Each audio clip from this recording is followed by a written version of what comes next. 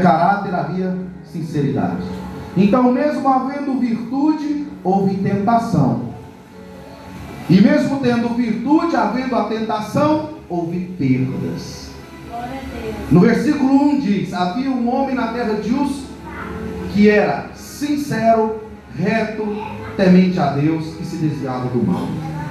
Um homem sincero é aquele que só diz a verdade, é aquele que diz apenas a verdade e as coisas que agradam o Espírito Santo. Muitas pessoas se confundem e acham que sinceridade é dizer o que pensa. Mas as pessoas que dizem o que pensam sem se preocupar com o resultado de suas palavras são apenas arrogantes. Essas precisam de um freio na boca. Então não devemos confundir sinceridade com arrogância. Jó era um homem sincero, reto.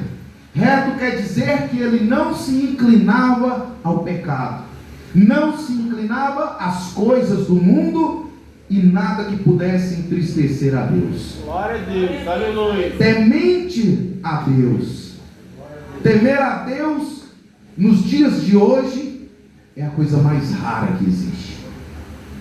É triste dizer, mas muitos por aí se esqueceram do Deus que servimos, do Deus poderoso, grandioso, que Ele é grande em misericórdia e em benevolência, mas Ele também é terrível no seu furor. A palavra diz do Senhor, assim como foi dito aqui: às vezes você vem pelo amor, mas às vezes vem pela dor. Muitos têm que vir quebrado, espedaçado. Alguns nem resistem e nem chegam a retornar. Então, quando você é reto e teme ao Senhor, você reconhece a grandeza de Deus. Quando você teme ao Senhor, você reconhece o poder de Deus. Você reconhece que da mesma medida que Ele pode fazer o bem, Ele também pode retirar. Da mesma maneira que Ele pode te entregar bênçãos, Ele também pode retirar. Da mesma forma que Ele pode abrir portas, Ele também pode fechar portas. Glória a Deus, aleluia. E ainda diz que ele se desviava do mal. Ou seja, além de ser sincero, além de falar a verdade, além de não se inclinar para o pecado, além de temer a Deus, quando o pecado estava próximo, ele fugia, se desviava, não permanecia. Porque hoje em dia, muito a gente se vê os crentes estando em lugares que não devem. À noite está no culto, mas quando sai do culto, vai para a roda de fofoca, vai falar mal do irmão e não se desvia do pecado. Quando escuta alguém fazendo fofoca, ele se apressa em se sentar perto e ouvir aquilo que não devia. Então Jó se desviava do mal. Aleluia. Mais adiante diz assim, que Jó havia 7 filhos e 3 filhas. Um homem rico, de posse, que havia muito gado, muitas ovelhas, camelos e terras, e servos que o serviam. E para esses filhos, a palavra diz que todas as vezes que estes filhos de Jó faziam festas e banquetes, ele fazia um altar e queimava um holocausto para cada um dos seus filhos. Porque temia Jó que durante esses banquetes e essas festas, eles pudessem pecar e blasfemar contra Deus. Assim diz a palavra. Este era o temor de Jó. Mesmo sendo sincero e reto, ele temia a mão de Deus sobre os teus filhos. E aí veja bem, mais adiante, a palavra diz no versículo 6: e vindo um dia em que os filhos de Deus vieram apresentar-se perante o Senhor, veio também Satanás entre eles. Preste bem atenção. Era entre os filhos de Deus estava Satanás, e foi se apresentar diante do Senhor. Então o Senhor perguntou a Satanás: de onde é que você vem? E ele respondeu: de rodear a terra e passear por ela. Tem gente que acha que Satanás está preso no inferno e não pode fazer nada. Ele está rodeando, passeando, bramando como leão, esperando uma brecha, um vacilo, esperando um pecado para te derrubar. Assim como foi com Jó, que não pecou, não se desviou. Aí o Senhor disse para Satanás: você viu o meu servo Jó? Jó era reconhecido por Deus. Deus reconhecia Jó. E foi Deus quem apresentou Jó a Satanás. E o Senhor disse para ele assim: ninguém há na terra semelhante a ele. Ninguém há em toda a terra semelhante a Jó. Homem sincero, reto, temente a Deus, desviando-se do mal. Não havia quem se comparasse com Jó. Davi não era como Jó. Samuel não era como Jó. Daniel não era como Jó. Não havia homem na terra que se comparasse a Jó. Agora você veja bem. Aí entra a astúcia do inimigo, se dirigindo ao soberano. Satanás responde ao Senhor: porventura teme Jó a Deus debalde, que quer dizer inútil. Porventura teme Jó a Deus sem motivo. Adiante: a sua casa e a tudo quanto tem, o Senhor o abençoa. Não cercaste tu de bênçãos? As suas mãos abençoaste, e o seu gado está aumentando na terra.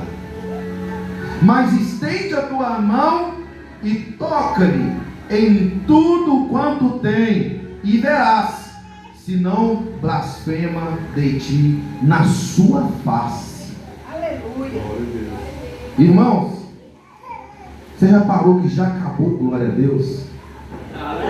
Quando a palavra vem de confronto conosco, nós ficamos pasmados, porque somente nesses primeiros versículos nós descobrimos que mesmo você sendo fiel, mesmo você servindo a Deus, mesmo você estando na presença de Deus, coisas ruins podem te acontecer.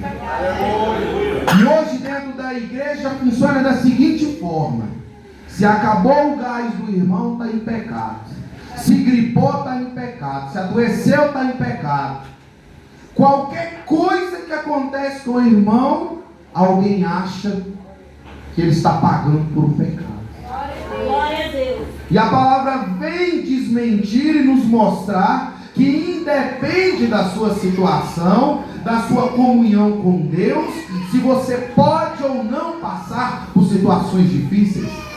Porque o pecado maior já foi cometido. O pecado maior já foi cometido. Houve um preço que foi pago. Mas é necessário que nós busquemos a santificação todos os dias. Aleluia. A palavra diz que nós somos provados para ser aprovados. Então Satanás vem e toca na vida de Jó, ali na sua vida financeira. A palavra diz que chega um servo e diz para Jó que os saldeus atacaram ali os seus gados e levaram tudo e mataram os seus servos. Sobrou somente um para contar a notícia. Antes que ele terminasse de contar, a palavra diz: fogo de Deus caiu do céu e queimou as ovelhas e os moços e os consumiu. E só escapou um para contar a notícia. Glória a Deus. Eu repito mais uma vez: fogo do céu caiu. Agora eu te pergunto: Satanás pode descer fogo do céu? Até para tocar na sua vida, ele precisa da permissão de Deus. Glória a Deus. Aleluia. Até para encostar um fio de cabelo na sua cabeça, ele precisa da autorização de Deus.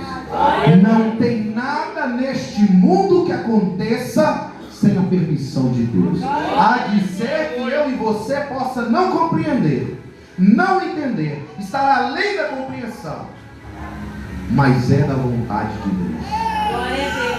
Antes mesmo que ele terminasse, chegou mais um servo e disse: ordenando os caldeus, 3 bandos deram sobre os camelos e tomaram e mataram os seus servos. E ainda antes que esse acabasse de falar, estando seus filhos e 2 filhas comendo e bebendo vinho em casa do seu filho mais velho, eis que um grande vento sobreveio da além do deserto e deu nos 4 cantos daquela casa e derrubou e matou todos os filhos de Jó. Neste momento, então Jó se levantou, rasgou o seu manto, raspou a sua cabeça, lançou-se em terra e adorou. Nu saí do ventre de minha mãe e nu tornarei para lá. O Senhor o deu e o Senhor tomou. Bendito seja o nome do Senhor. Glória a Deus. Quem de nós poderá viver tamanha fé? Aleluia. Nos dias de hoje, quem de nós poderá glorificar e exaltar o nome do Senhor, tendo perdido não um, não 2, mas todos os filhos, todos os bens, a casa e tudo quanto você tinha?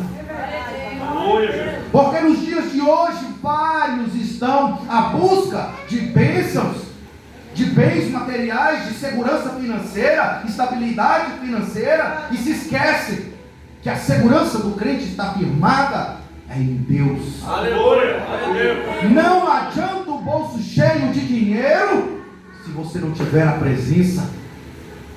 Aleluia. Pregador, mas aí ele estava na presença, ele fazia o que era certo e aconteceu tudo de ruim. Ainda que ele morra, ele se encontrará no céu com o Altíssimo. Ele receberá uma vida eterna. E nós temos esquecido dessa promessa, porque se pregam bênçãos, se pregam vitórias, se pregam luxo, se pregam chave de carro, chave de casa, mas não prega salvação. Porque salvação precisa de arrependimento de pecado, salvação precisa de santificação, salvação precisa de cumprir os mandamentos, cumprir a palavra. É preciso amar o próximo, é preciso buscar almas, como foi dito aqui. Aleluia. E é muito mais fácil fazer uma campanha de 7 dias do que descer na boca de fumo para pregar para quem é traficante. É muito mais fácil você pedir a Deus um carro do que pedir autoridade para chegar endemoniado e expulsar um demônio com oração. Nós somos inclinados à facilidade. O ser humano vem a cada dia vivendo um declínio, diminuindo. E muitos por aí estão pregando que o Brasil é uma nação santa, que o Brasil é uma nação escolhida. Vergonha deveríamos ter de dizer que somos servos do Senhor, enquanto na África tem gente morrendo porque diz que é crente, enquanto na Coreia do Norte as pessoas, famílias são queimadas vivas apenas por ter a Bíblia em casa. Quem de nós aceitaria perder a vida por Cristo Jesus? Porque Ele mesmo já perdeu a sua por nós. Glória a Jesus. Aleluia.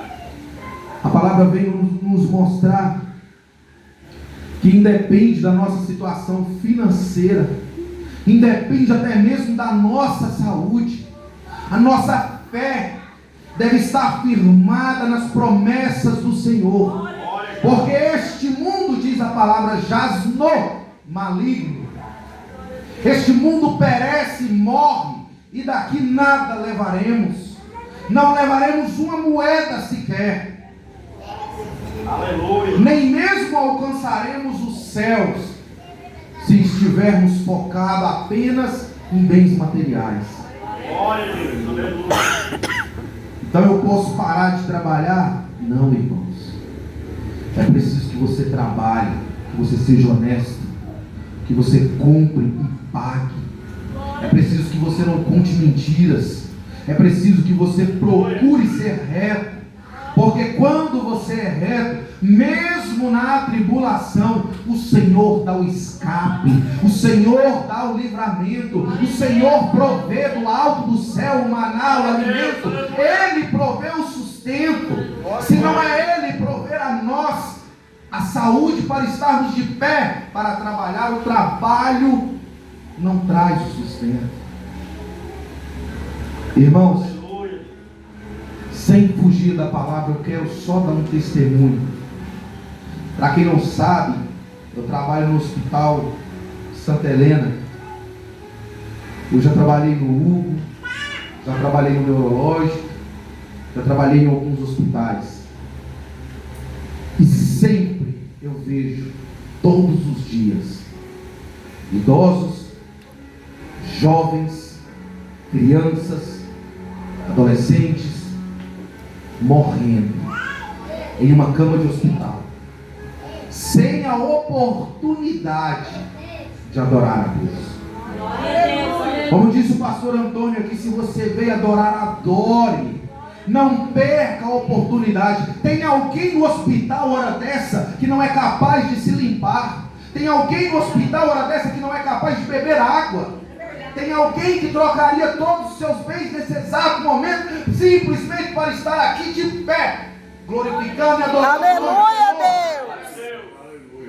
Imagine você numa cama de hospital, onde o seu dinheiro não paga, onde o seu dinheiro não traz a saúde, onde o seu dinheiro não traz libertação, onde o seu dinheiro não traz salvação, onde o seu dinheiro não garante o lugar no céu. A única coisa que você tem garantido é o diagnóstico de um médico, dizendo que você tem 3 meses de vida. Semana passada eu estive com um jovem de 26 anos. Apenas 26 anos, com câncer no intestino em fase terminal. Apenas 2 meses de vida. E para quem já estava ali há mais tempo cuidando dele, sabe que talvez nem chegasse a tudo. Ele é evangélico, a família é evangélica. Eles são da igreja Vila Nova há mais de 15 anos.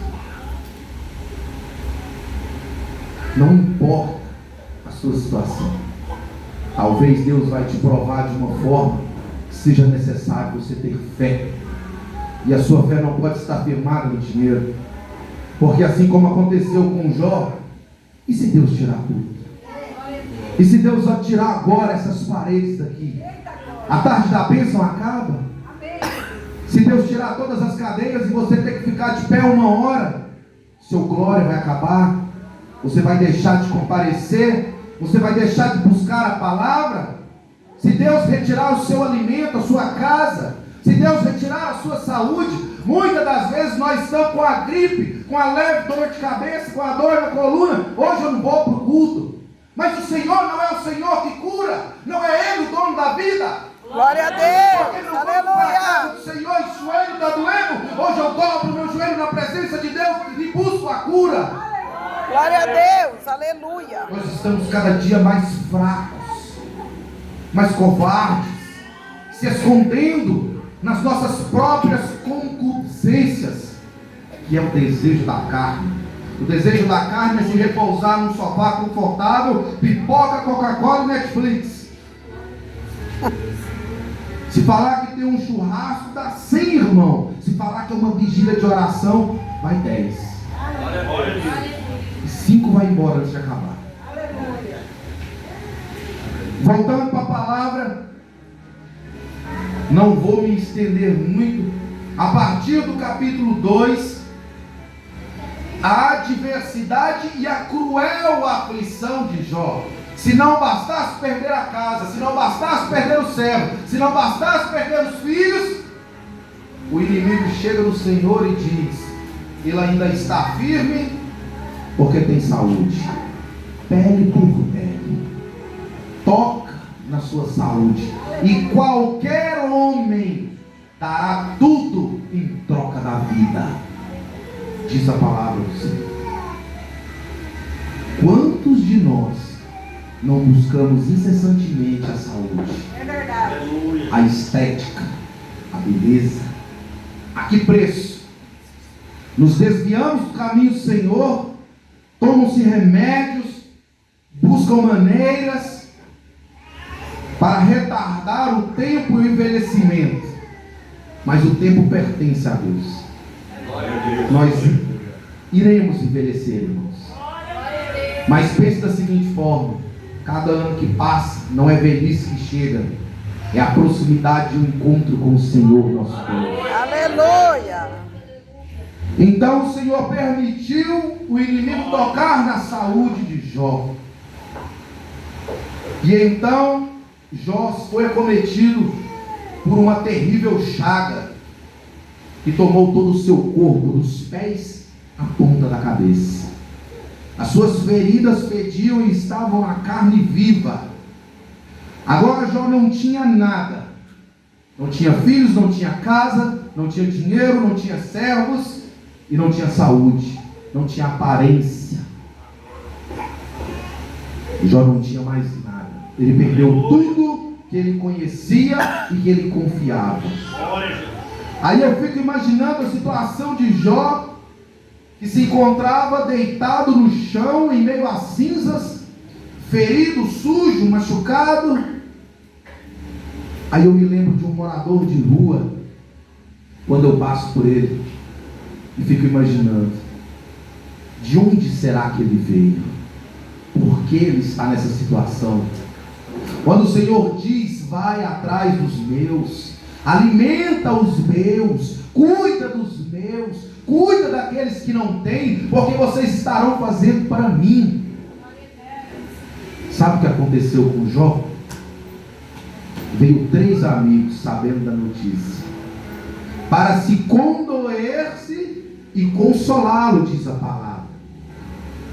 E olha o que a palavra vai nos ensinar. Durante 7 dias, os amigos ficaram ali ao lado de Jó, deitados com ele, no pó, nas cinzas. E nenhuma palavra foi dita. Mas quando passou 7 dias, Jó abriu a boca e amaldiçoou o dia do seu nascimento. Neste momento, Jó não aguentava mais a dor, e ele falou: pereça o dia em que nasci, a noite em que se disse foi concebido um homem. Converta-se aquele dia em trevas, e Deus, lá de cima, não tenha cuidado dele, nem resplandeça sobre ele a luz. Jó começou a murmurar. Quase ninguém prega sobre isso, porque Jó era fiel, era sincero, era reto e era justo. Mas ele queria entender por quê. Por que ele estava naquela situação? Porque para ele, a vida que ele levava justificaria uma vida tranquila. E quando ele abriu a boca para amaldiçoar o seu dia, seus amigos começaram a repreendê-lo. O primeiro já disse logo o seguinte: eis que ensinaste a muito e esforçaste a mãos fracas. As tuas palavras levantaram os que tropeçavam e os joelhos desfalecentes fortificaste. Mas agora a ti te vem e te enfadas, e tocando-te a ti, te perturbas. Porventura não era o teu temor de Deus, a tua confiança e a tua esperança e a sinceridade dos teus caminhos? Veja bem, quase ninguém diz, mas Jó não era só um homem rico, ele era um homem sábio.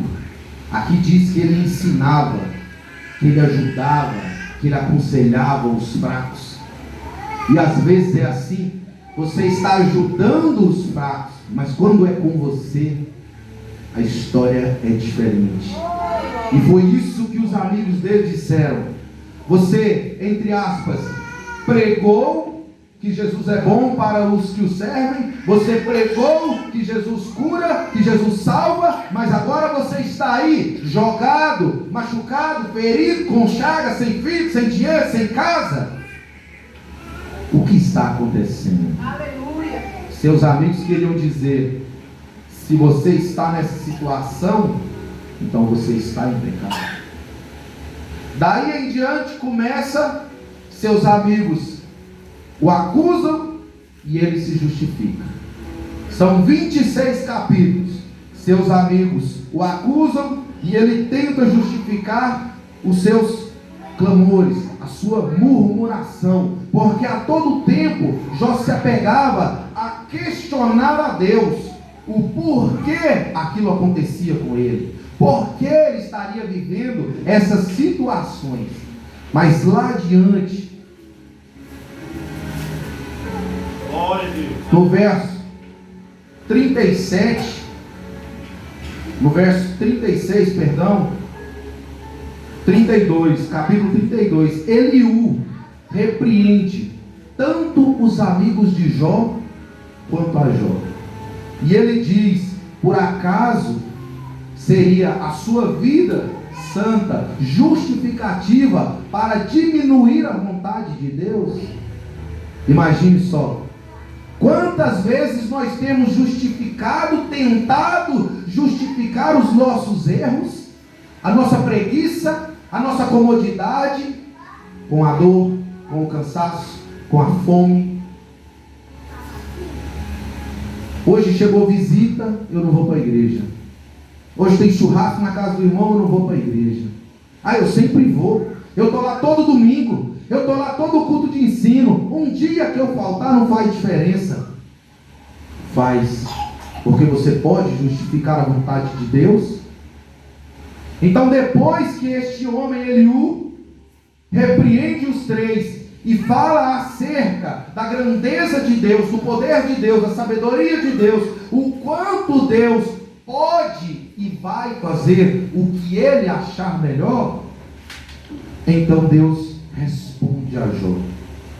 Aí agora começa uma parte interessante, porque Jó passa os 26 capítulos questionando a Deus e pedindo uma resposta e clamando a Deus por uma resposta que lhe mostrasse aonde foi que ele errou, para que ele vivesse uma vida tão ruim e breve. Mas o Senhor não responde a Jó da maneira que ele queria. O Senhor não responde Jó com o que ele queria saber. Pelo contrário, o Senhor do capítulo 38 até o capítulo 42, se eu não me engano, responde a Jó com perguntas. Ele diz para Jó, de dentro de um redemoinho: quem é este que escurece o conselho com palavras sem conhecimento? Agora cinge os teus lombos como um homem, e eu te perguntarei e tu me responderás. Onde estavas quando eu coloquei o fundamento da terra? Faz-me saber se tens inteligência.